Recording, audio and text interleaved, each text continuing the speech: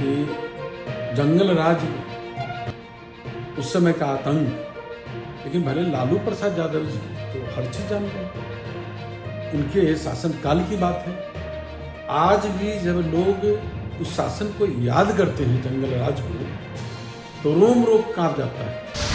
हर दिन लूट, हत्या, बलात्कार, अपहरण हो रहे थे। यहाँ तक कि जो फिरौती का जो रकम है वो तय अन्य मार्ग में होती थी उनके शासनकाल में। तो अब तो तेजस्वी यादव जी को अपने पिता से उस समय के जंगल राज की कहानी सुननी चाहिए, और जो यात्रा कर रहे हैं उसमें नौजवानों को, उसमें सबको संबोधित करनी चाहिए, बतानी चाहिए उस समय की उनके माता पिता के शासनकाल के जो कहानी है वो बतानी चाहिए। क्या हालात, कोई सुरक्षित था?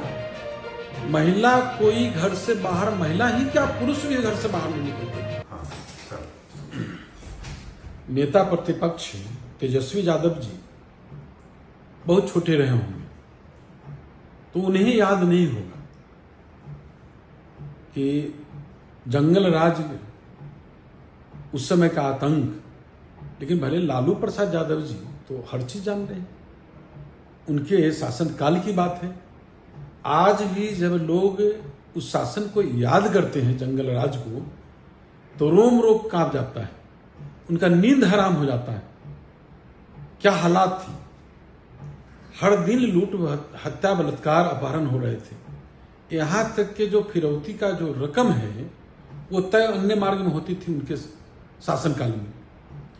तो अब तो तेजस्वी यादव जी को अपने पिता से उस समय के जंगल राज की कहानी सुननी चाहिए, और जो यात्रा कर रहे हैं उसमें नौजवानों को, उसमें सबको संबोधित करनी चाहिए, बतानी चाहिए उस समय की उनके माता पिता के शासनकाल के जो कहानी है वो बतानी चाहिए। क्या हालात थी? कोई सुरक्षित था? महिला कोई घर से बाहर, महिला ही क्या पुरुष भी घर से बाहर नहीं निकलते थे। कोई हिम्मत करके निकल भी जाए तो लौटने का आशंका रहती थी। ये हालात थी। और वो भला जंगल राज के शासनकाल वाले लोग आज इस तरह से कह रहे, शर्मानी चाहिए। हमें तो बड़ी हंसी आती है।